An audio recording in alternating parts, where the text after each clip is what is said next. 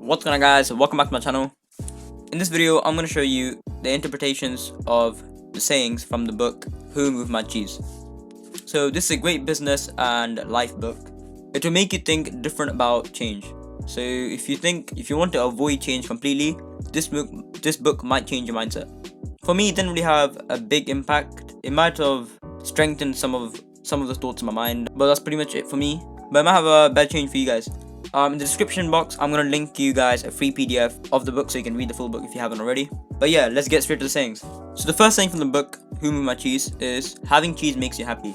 So cheese is a key word in this whole book. Cheese is a metaphor for what you want in life. It might be a good job, a loving relationship, money, a possession, health, spiritual peace of mind, and all the things that you want. So having cheese makes you happy. So if you have money, if you had a loving relationship, if you had your goal, it will make you happy. So that's the first saying. The second saying from the book is, the more important your cheese is to you, the more you want to hold on to it. So the more important, say for example, money. So the more important money is to you, the more you want to hold on to it. The third saying is, if you do not change, you can become extinct. So in the story, there were 4 characters. One of the characters, right, so the human, he was in his comfort zone. This saying is saying that you don't want to be stuck in a comfort zone. You do want to change. Your goals may not be reached if you don't change. Sometimes you want to step out of your comfort zone in order to reach other goals or your main goal. The fourth thing is, what would you do if you weren't afraid? So one of the characters in the book, he was so afraid to get out of the comfort zone. So he asked himself the question, what would you do if you weren't afraid? He would be very confident. He would run with enthusiasm, find what he wants. So you want to ask yourself that question every time you feel afraid, but in a positive way. The fifth saying is, smell the cheese often so you know when it's getting old. So cheese for them was actual food, and they did not notice the small changes that were taking place.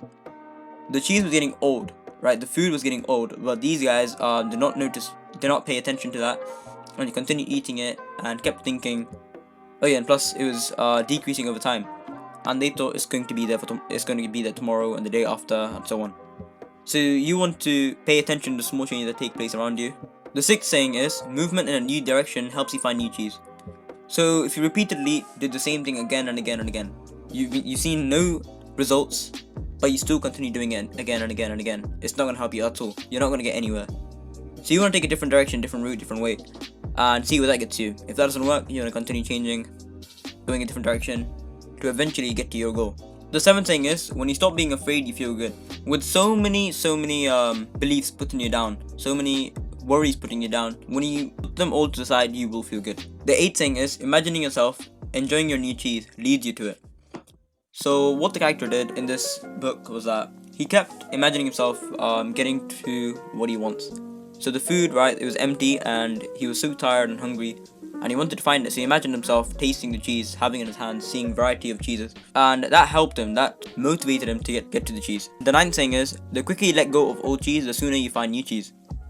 So if you're wasting time doing the same thing again and again and seeing no results, you're not going to see any results like very soon, even if you change it. So you want to quit it, you want to change path as early as possible. The 10th saying is, it is safer to search in a maze than remain in a cheeseless situation. So the maze in this case is opportunities of the world, right?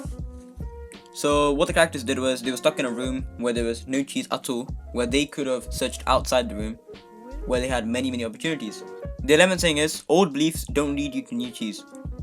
So when you have beliefs that put you down, you might not take that path. You might not go ahead to find your goal with a different route. So you might not avoid your old beliefs and stuff to get to your goal. The 12th thing is, when you see that you can find and enjoy new cheese, you change course.